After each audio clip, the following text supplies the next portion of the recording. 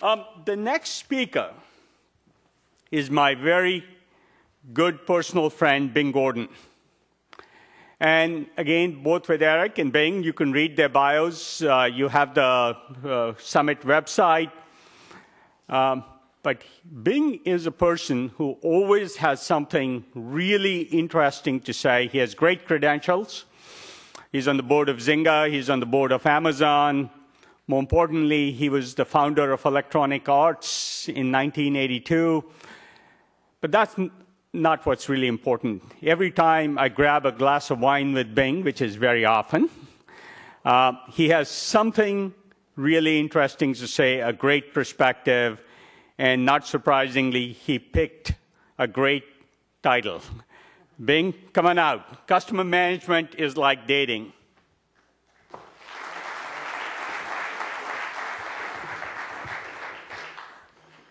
Thanks, Vinod. Vinod, even after all these years, you still have the heart of an entrepreneur, and you pass it on to us, and you make sure we only have 25 minutes, so even the speakers can fail fast. So I'm going to start by saying it's very likely that you're all too smart, and people who are smart think that facts sell other people, so I'm going to take you down dumb lane. Even those of you who do B2B and enterprise sales and science-based product development, in the end, somebody is going to buy your stuff based on emotion. So when in doubt, think back to those days of the past, or for some of those days in the future, where you struggled with dating. And in fact, in the era of the social internet and the analytic internet, we can learn a lot about dating and how it compares to customer management. So we all know that getting customers and keeping customers is very difficult. And I don't know if you've ever felt this way, but sometimes you just want to go out and grab one. We're in the age of algorithms. This is the algorithm for how to date a cat. You can find it on the web in case you need company tonight. This is the flow chart for deciding whether or not to go on a date that actually works on eHarmony. And this is a flow chart for how to manage customers. Notice how comparable they are. Here it's either buyer or not, and before it's date or not. In the age of algorithms, good metaphors matter. So if you're A/B testing, we're going to let the data decide which one to do, but your job as a creator and entrepreneur is to figure out what the A is and what the B is. When I get stuck, I do like to go to good metaphors. In fact, when I try to test an advertising line, I will stand outside a closed door, put somebody inside the room to role play being a customer. I'll open the door and see if I can keep them from slamming the door in my face. For those of you who have ever been on a blind date, you may remember having the same experience. So the dating funnel is very much like a customer management funnel. We start with trying to prospect likely customers. When we get in position, we have a first impression, then we have a first date, which is very much like a sample size. Then we have a second date, which I believe is at least as important as the first date, and we aim for long-term retention. So let's see how social media and dating are similar. That on the left is the way OkCupid looks at its customers, and on the right is the way that Guilt Group looks at its customers. So the first idea here is design matters. So it turns out that, according to Freakonomics, that somebody who puts a picture on eHarmony on Match.com and has blonde hair gets as much of an uplift as if they had a college degree. On the right, there's number of messages received versus the recipient's attractiveness. On the right side, on the x-axis, it goes from least attractive to most attractive. And the hockey stick curve, good news, Eric, it never starts flat, is the number of messages you can expect to receive. Attractiveness matters in dating. And so when you're doing advertising, you want to craft the message to try to get your potential customer to take a look. Again, I like the door-to-door salesman strategy, which is to try to keep the door open. And if you can get a customer to have to backflip to say no, you're likely to get a second sentence. In online dating, so this chart it's a diagnosis pictures that, in this case, women have sent to OkCupid. The green is a flirty face, the yellow is smiling, and the tan is not smiling. On the left is if the person is looking directly at the camera, and the right is not. And what you can see from the yellow is that smiling works. Smiling is about a 10% increase in messages received. And even more important, direct eye contact is a 15% increase in messages. So think about this when you're marketing. Direct eye contact and smiling really matters. It also matters in product landing pages. Direct eye contact and smiling and friendly colors make a big difference. Nintendo discovered this early on, that soft primary colors do way better for a mass market than, say, black or orange.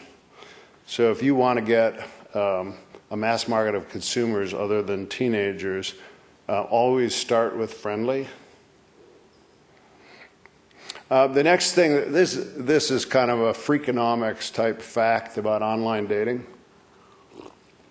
And for those of you, I've worked with game designers who I tell the problem with you is you prefer 3D chess to checkers.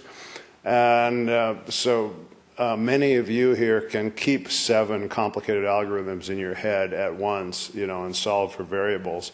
In the real world, once you add a second modifier, it starts confusing people. In online dating, if you try to present yourself as having more traits, the more traits that you describe yourself with, the fewer messages you get. So romance between humans, and frankly romance with brands, needs to stay simple. And Ken only has one line for Barbie, and that is, "I'll always be there for you, babe." We've discovered this in app stores. This is the age of simple marketing messages. Apps that sell on the iOS App Store and on the Facebook App Store are never complicated. They're describable in a few words. They're describable in a few words. Every time we find an entrepreneur coming in with a product that's anything beyond minimum viable, we see consumers get confused and click less often.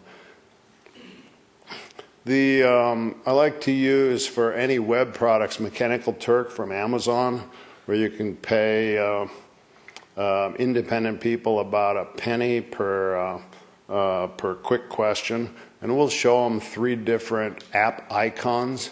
App icons are the new packages in the app economy. We can see about 3-to-1 difference in clickability for the same title, the same promise, different art. So in the age of apps, and I believe all of our product marketing is going to head toward apps, no matter how complicated they are. Steve Ballmer, by the way, doesn't believe this. He thinks the whole world is going to tiles. Only Microsoft thinks they can rebrand apps as tiles. But you can. This is pretty easy to figure out, and it's even more important than having blonde hair. And for those of you who have blonde hair, I'm not picking on you. You're just luckier than people like Vinod and I who don't. I discovered this for the first time in 1980, well, in the 80s. We had a game called 101. It was a basketball game. The one on the left that has Julius Erving shirtless, looking like a black guy and a white guy, NBA heroes in kind of an unusual, gritty-looking basketball court that some people thought was too risky. And then on the right is the sequel, Jordan versus Bird, looking like a basketball game. And the pickup ability when put on the shelf went down by a factor of 10 for the one on the right. And the reason I put Tetris in the middle is because retailers put the two red packages side by side, which was disastrous. So there was no Mechanical Turk at the time. Back then what Mechanical Turk was to bring 10 friends in and put packages on a faux shelf and see what happened. But again, in this case, the one on the right was a redhead and the one on the left was a blonde.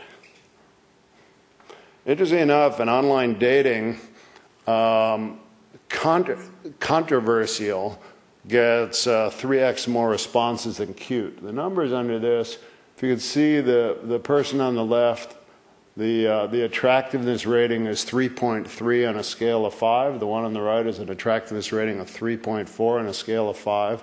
But underneath, if you can see that the person on the left got ratings that came to a mean of 3.3 on a bell curve.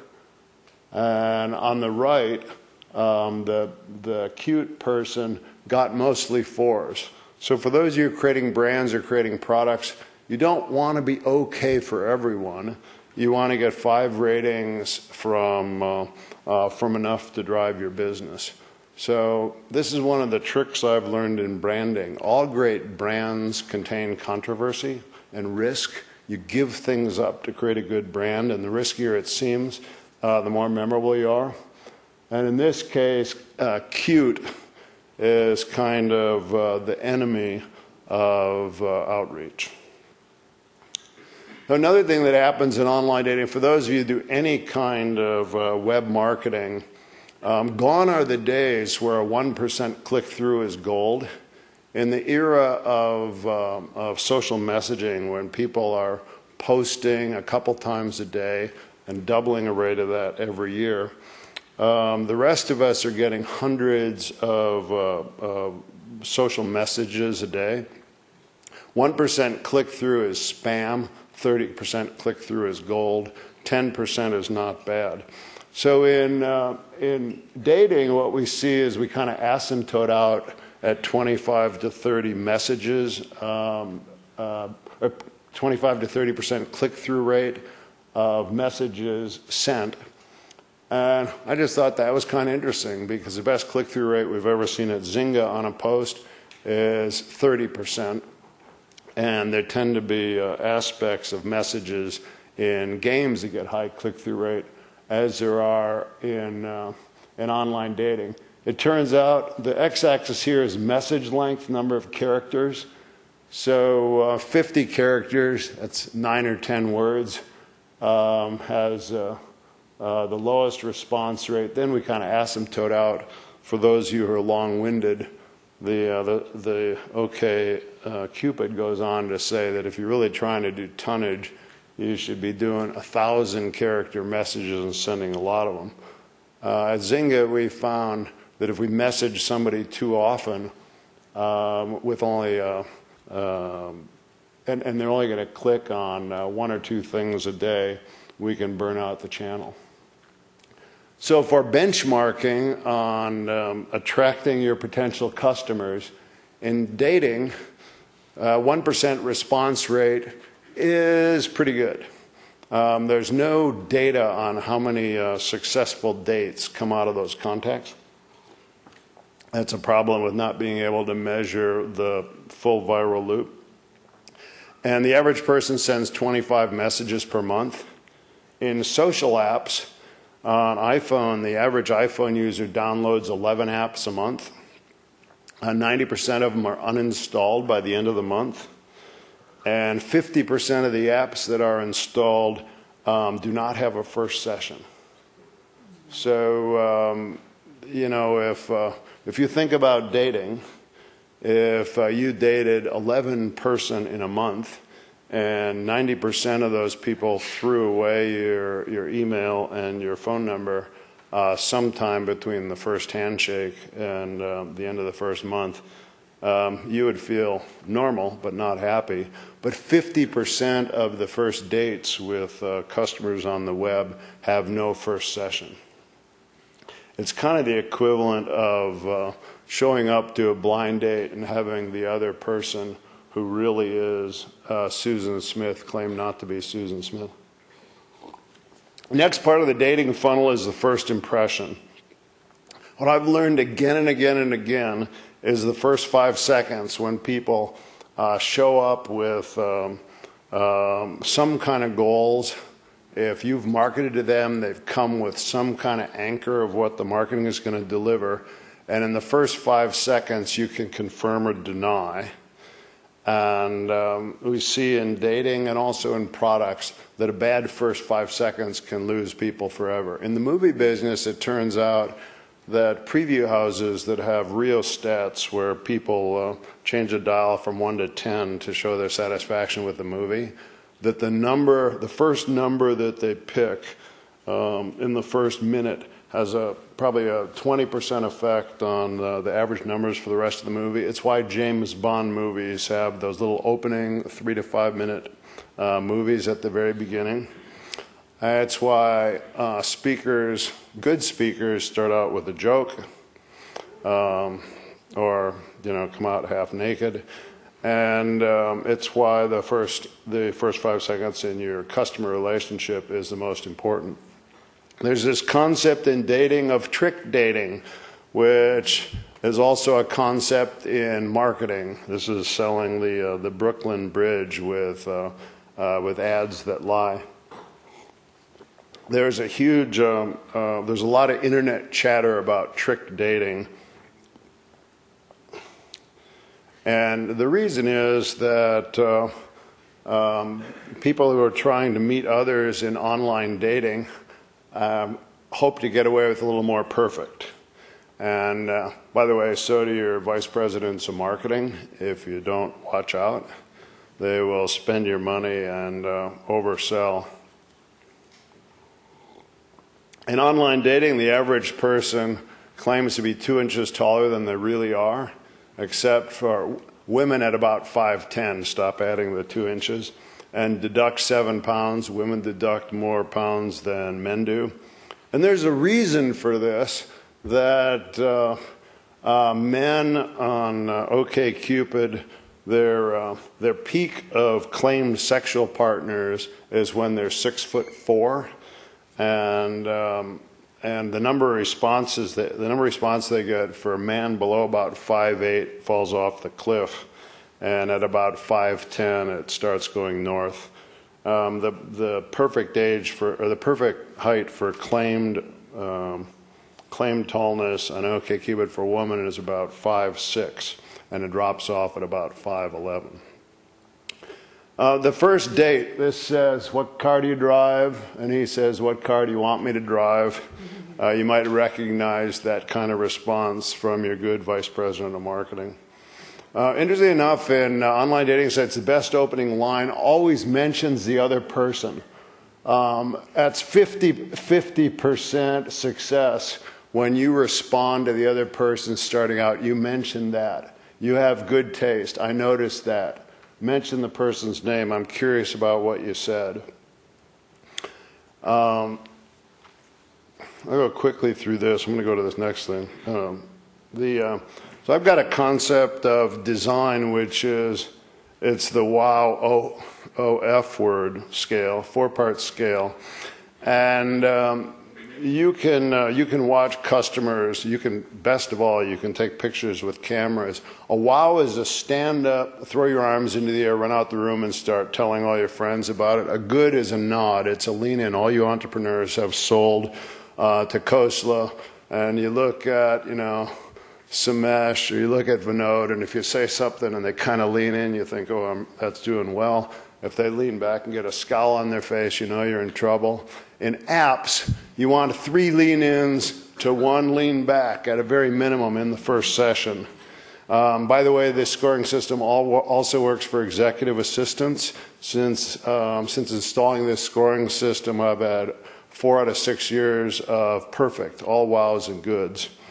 And the bottom one, it's a disconnect, it's an uninstall, or at worst, it's a put your fist through the monitor. Touching is important. Any of you who have ever sold, you know that touching a prospective customer lightly always builds a bond that works. Similarly in dating.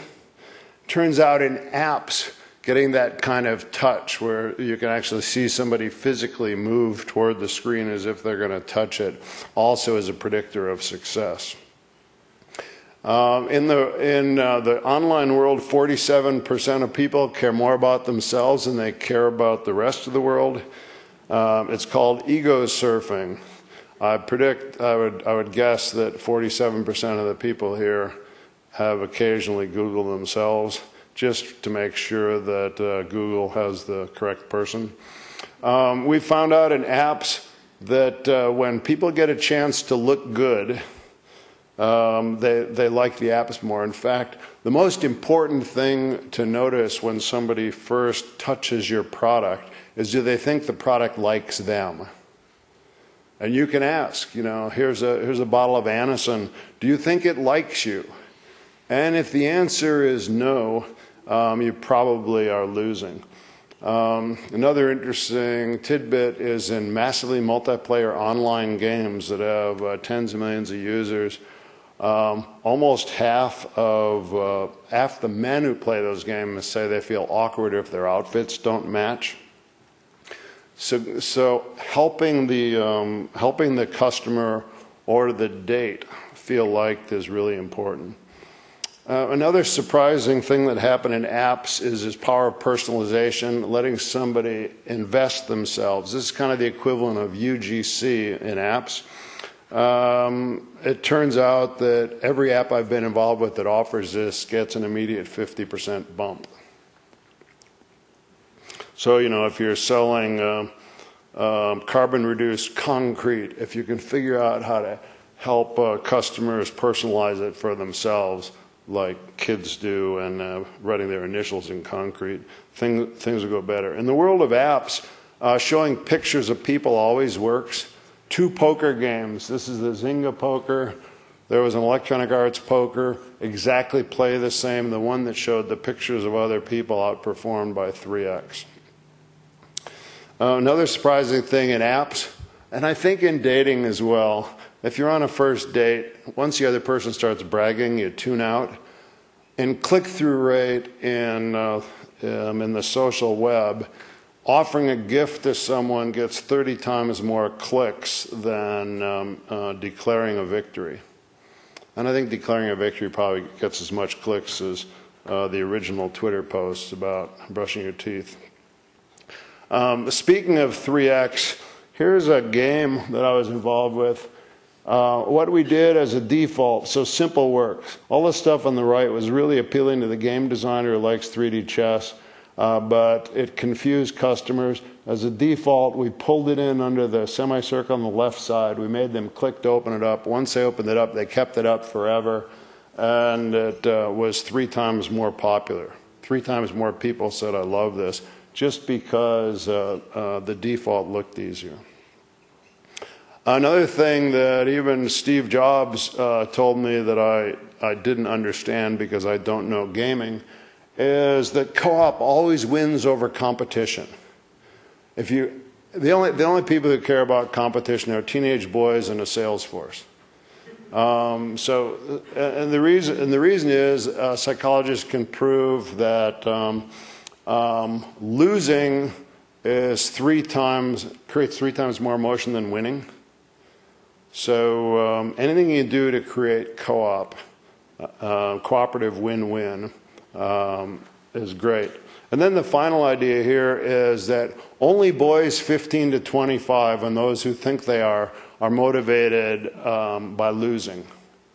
Everybody else, young kids, females of all ages except for those who think like males 15 to 25, and older people, a first loss will drive them away forever.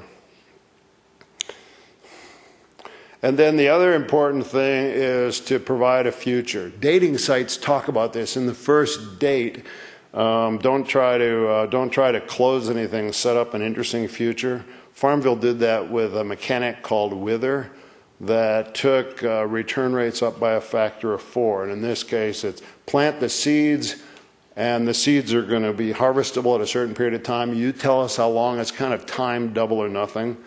This is a little like making sure you have a second date before the first one ends. So in terms of benchmarking, in online dating, 94% of online daters claim to have had at least one second date.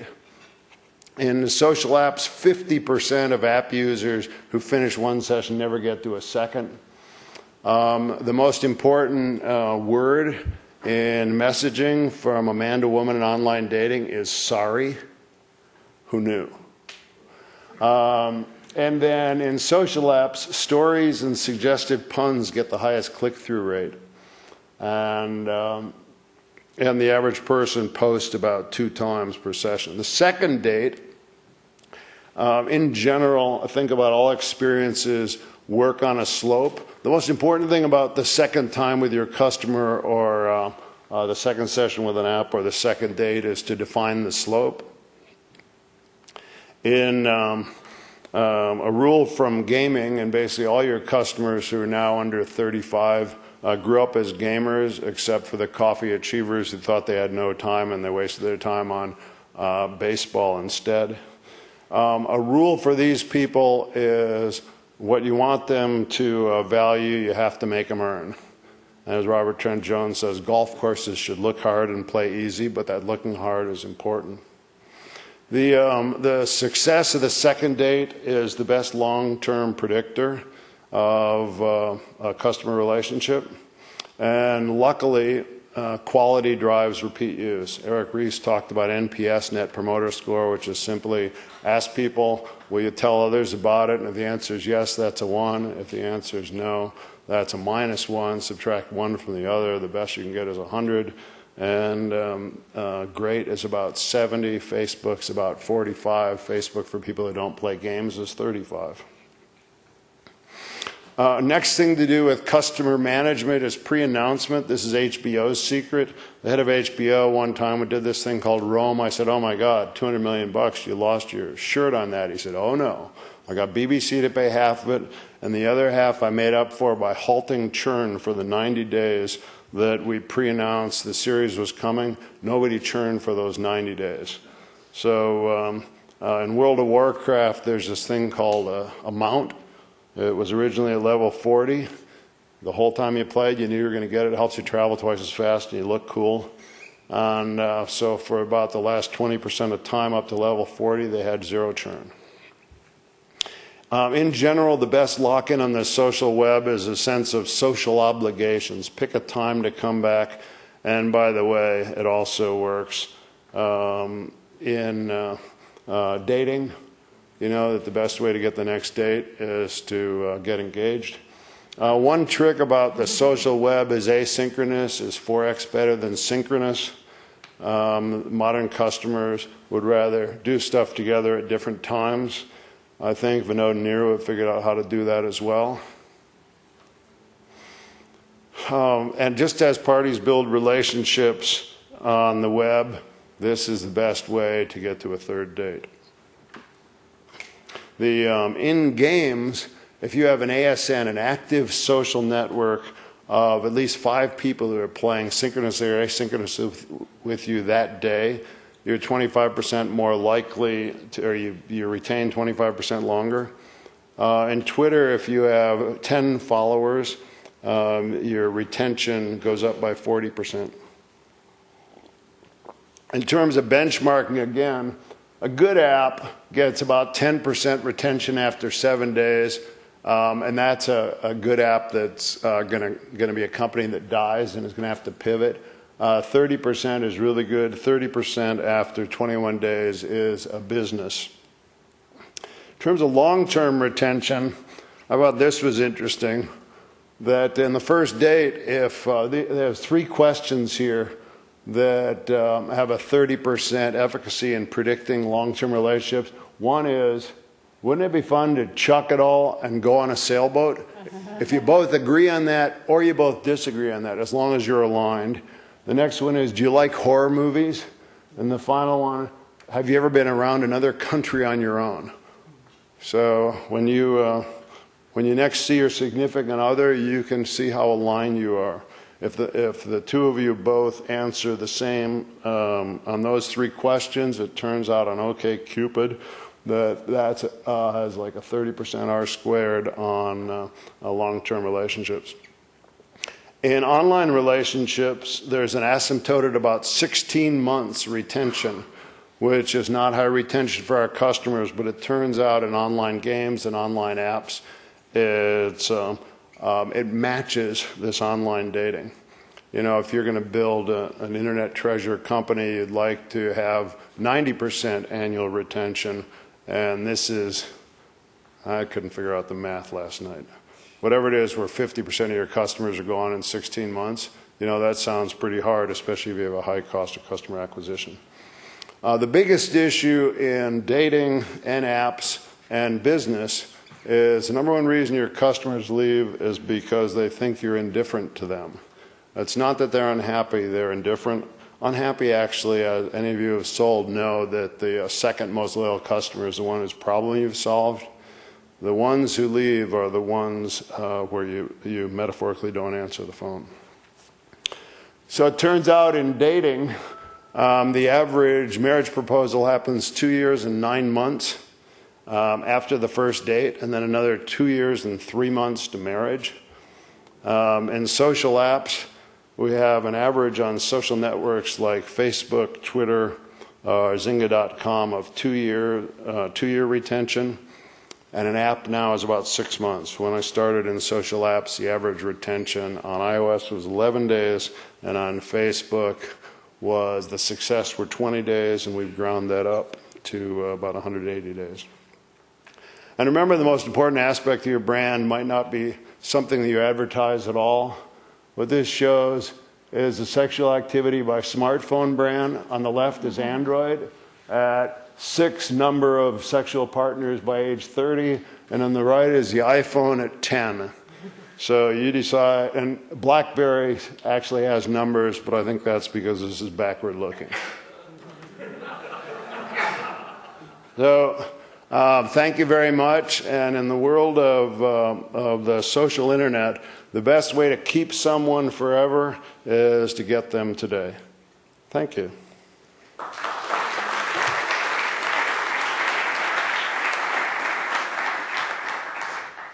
Thanks, Bing.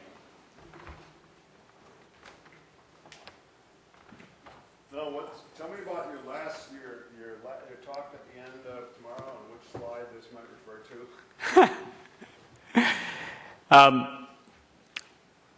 You know, one of the things that's always surprised me, when I started my entrepreneurial career, I was selling industrial boxes to people. And the more I've gotten to understood and the more feedback we've gotten from the social gaming world, it's amazing to think back and see how many of both the successes and failures could have been predicted had we known how people really behave. I think where Bing started off was exactly right. There are so many aspects of selling that have nothing to do with your product that it just completely amazes me. So all these lessons are not just for people doing social gaming. Thanks very much, Bing.